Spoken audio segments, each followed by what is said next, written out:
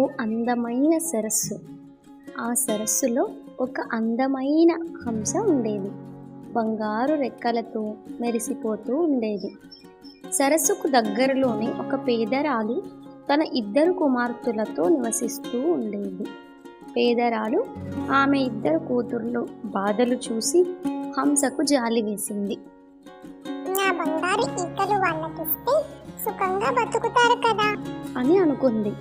అలా ఆలోచించి బంగారు హంస పేదరాలు ఇంటి ముందు వాలింది.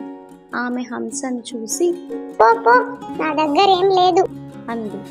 నాకేమీ వద్దు, నీకు నా బంగారు ఈక ఇద్దామని వచ్చాను అంది హంస. ఒక ఈక అక్కడ రాల్చి అది ఎగిరిపోయింది. అవును, ఇది నిజంగానే బంగారు ఈక అని సంతోషంతో తన కూతుర్లకు చూపించి బంగారు హంస గురించి చెప్తుంది. తనతో ఎలా మాట్లాడి బంగారు హంస ఈకను రాల్చి వెళ్ళిపోయిందో చెప్తుంది. హంస వారానికొకసారి పేదరాలి ఇంటి ముందుకు వచ్చి ఒక బంగారు ఈకను రాల్చి వెళ్ళిపోతుంది. పేదరాలు దాన్ని అమ్ముకొని కూతుర్లతో హాయిగా జీవిస్తుంది. కొంతకాలం గడిచింది. పేదరాలు ఆశపోతూ అయిపోయింది.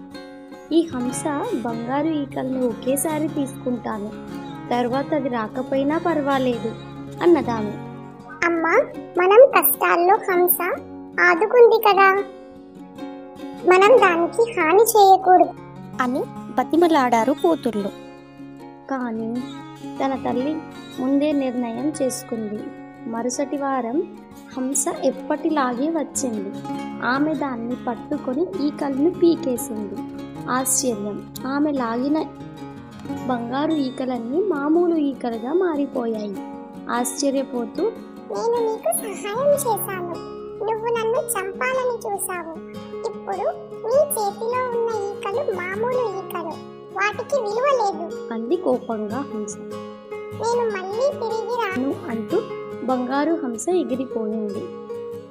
పేదరాలికి తన తప్పు తెలిసి వచ్చింది. కానీ ఏం లాభం, దురాశ పనికిరాదు. ఈ కథలోని నీతి దురాశ దుఃఖానికి చేటు అని సూచిస్తుంది.